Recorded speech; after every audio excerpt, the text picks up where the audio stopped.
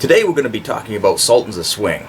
Now there's plenty of lessons available on YouTube that show you how to play these solos, but what makes this lesson different is I'm going to teach you the relationship between the phrases that he's playing and the chords underneath. Okay, this song is based in D minor, and I have a D minor scale shape drawn up here. And when we first start learning how to play guitar, we learn the shapes, but a lot of times we don't learn the relationship between the chords and what it is we're playing over the top of them. So I'm just going to play through this.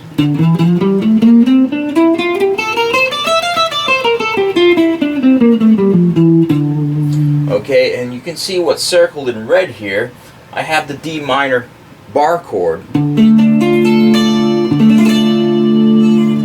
Okay, now the reason I have that circled is because, you know, when we're playing through these shapes here, we want to be able to end a phrase on one of these notes. So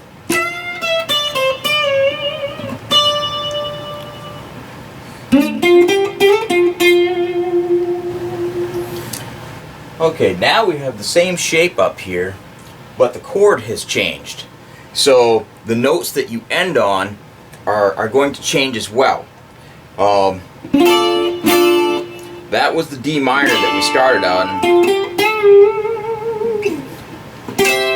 Now this kind of looks like a D chord right here. This is actually C, but it looks like a D chord if you know, when we first learned how to play our open chords, this is the D shape. Now, I had a friend at GIT that taught me, he called it the caged system, and basically, you know, it's being able to play these chords. Okay, as you can see, that's the C chord, but the next bar chord, it looks like an A. So you go C, A, G, E, and D. They're all a C chord, but if you play them with a capo or a bar, it looks like caged. And the whole purpose of learning this way is to learn the scales around those shapes and know where you are at all times.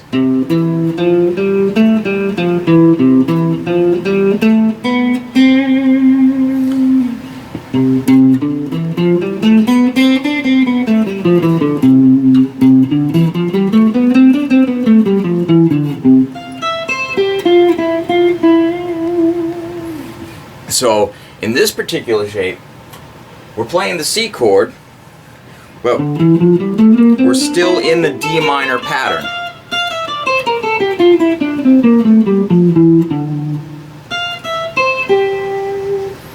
So the notes that we play over D minor are going to sound different than what we play over C.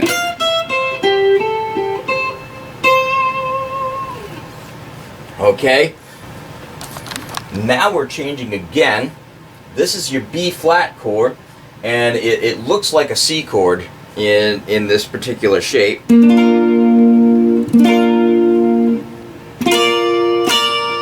So we've gone from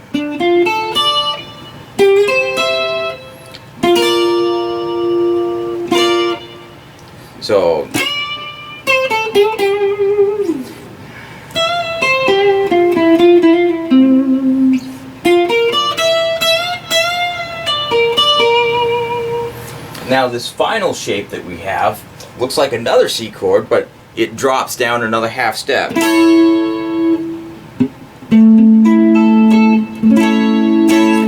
And you notice that the scale shape changes on this.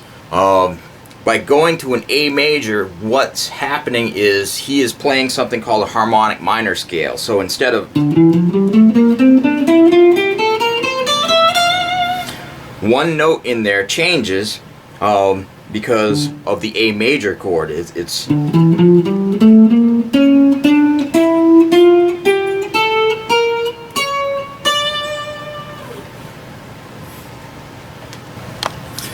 Okay, so now what I'm going to do, I'm going to show you how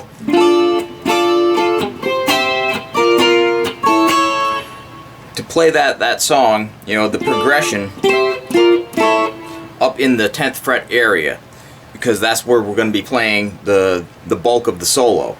Now, the regular rhythm is down here.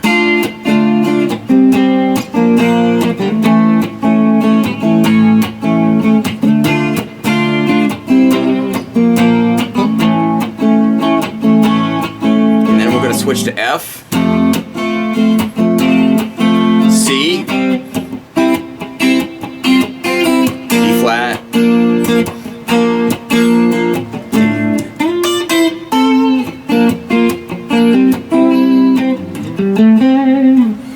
okay, so if we come up here,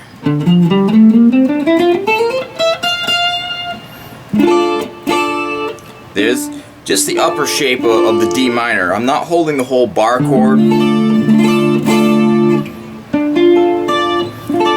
I just have the top 4 strings of it.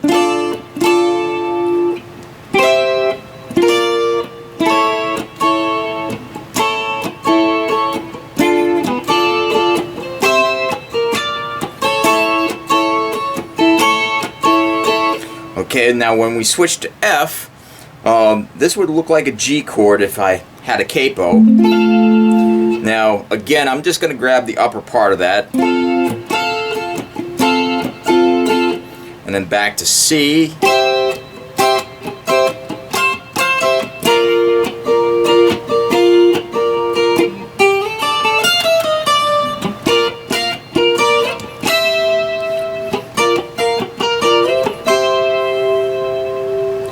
Okay, so now we have this chord progression mapped out in the area that we're going to be playing in.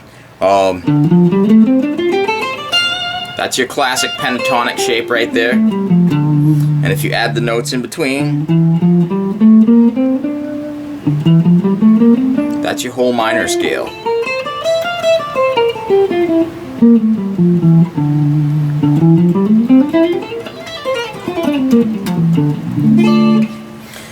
Okay, so now that we have that, well, let's take a look at the solo.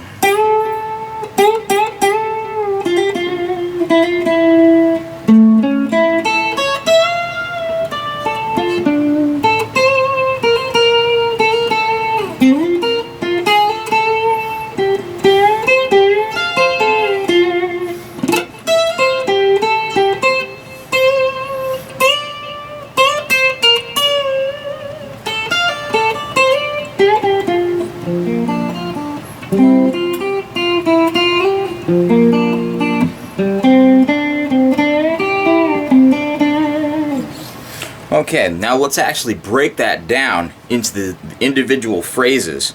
So the chord progression is going.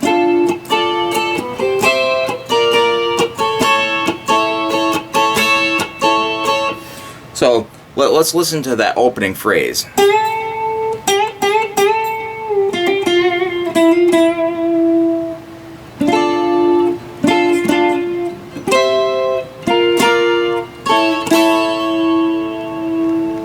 Okay, now right here, you have the harmonic minor scale, and as shredders, what we normally try to do is squeeze as many notes in as possible. If it was Yngwie, you'd expect some massive barrage of descending fours like.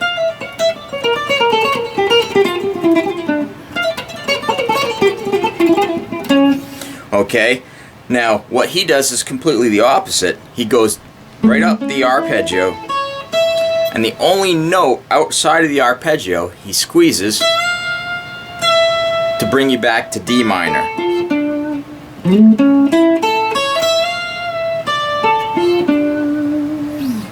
So let's put that together.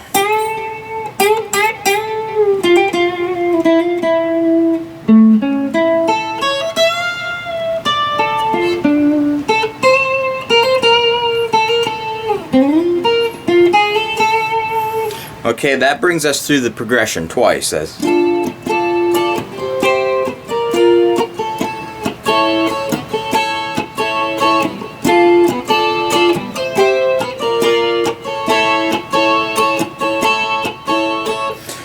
we switch. We're going to be going to an F. If I come up, that's easier to see, or down. Okay, so that's the upper part of your F chord, and what he's doing, that's a classic rock cliche, but it's outlining that F.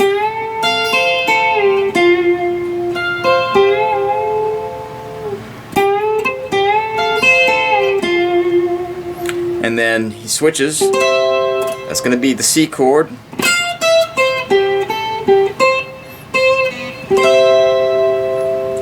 And then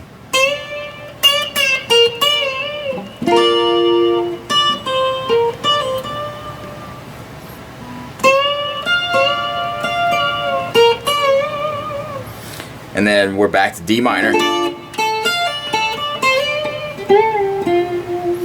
And then I play this part down here. That's where your B flat bar chord. And then you bring it up for the C.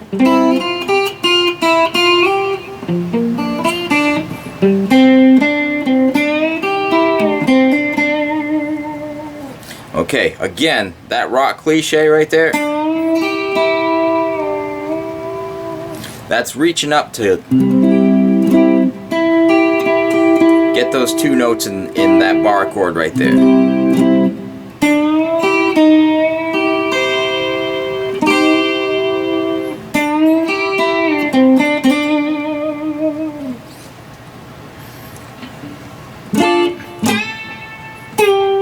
So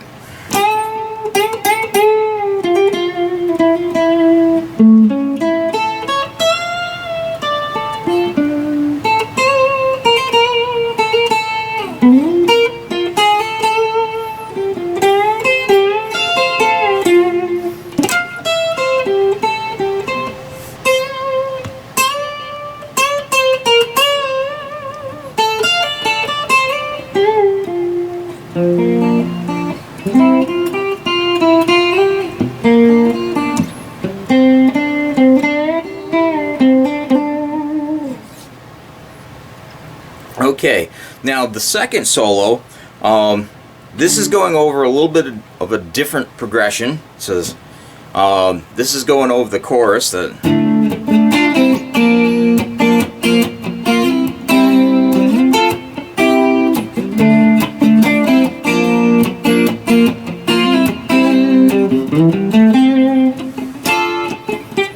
So let's see if we can find that.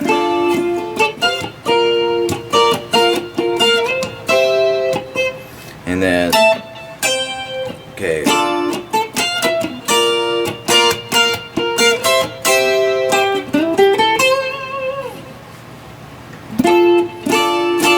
So you're still bouncing around the main chords again, but the A,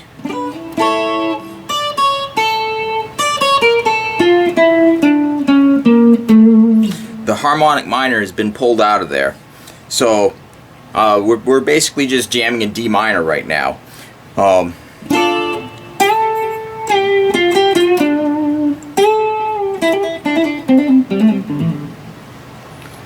Okay, so that's over your D minor, and then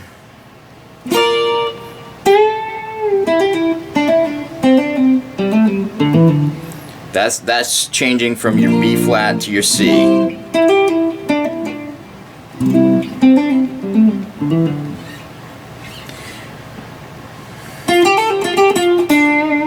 Okay, that's D minor again.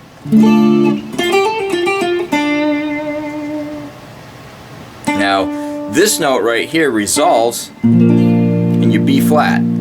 So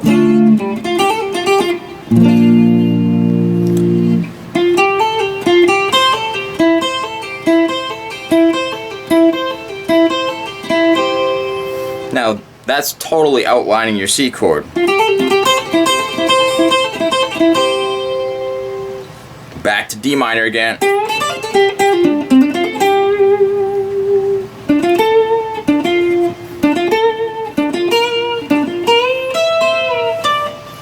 Okay, and now we have little tiny arpeggios outlining the chords again. Now that's D minor.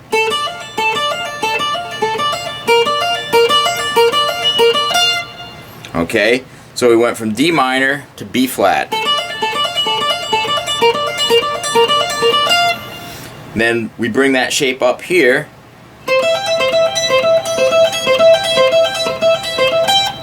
And then the whole thing repeats.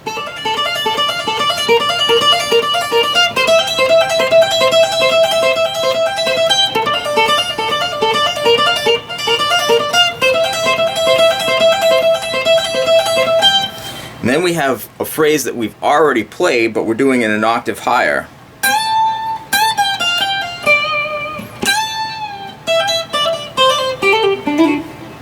Okay, that's the same thing as what we opened that with.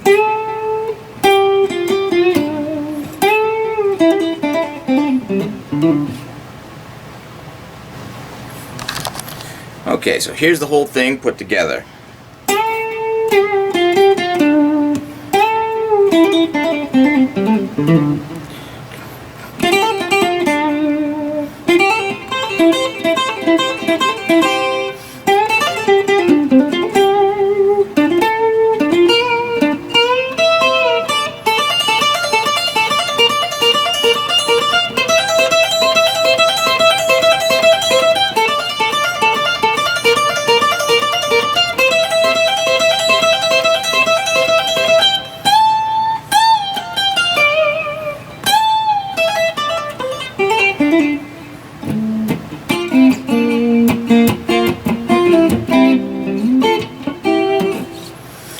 Okay, and that's the whole solo. Now when you play like this, you're not going to sound as random as just running through some patterns that you learned. You know, and you can, if I hit that note, it sounds like I'm making a mistake. So if you're paying attention to the chord tones,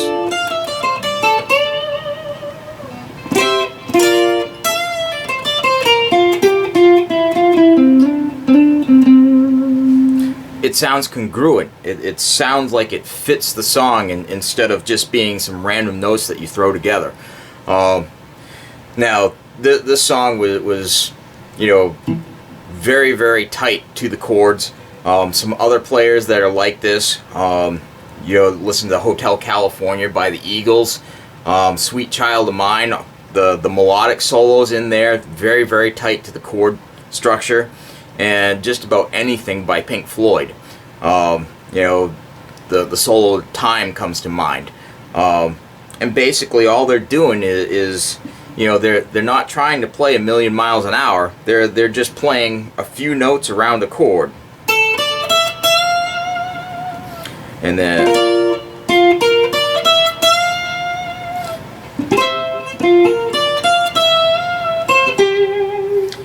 they're just outlining those chords, and it all comes around and sounds very melodic and very, very tight. So if you want to sound great, this is an excellent approach in order to do that, because you're always going to be on the chord tones. You're never going to be, you know, flying around hitting outside notes. Of course, as you get more advanced, hitting those outside notes can be fun, but you want it to be in a context. So when I'm teaching people how to play solos, I like to teach this approach so that it doesn't sound like they're just, you know, picking notes out of a hat and throwing it on a fretboard. It all makes sense within the context of the song. So I hope you liked the lesson, and that's all for today.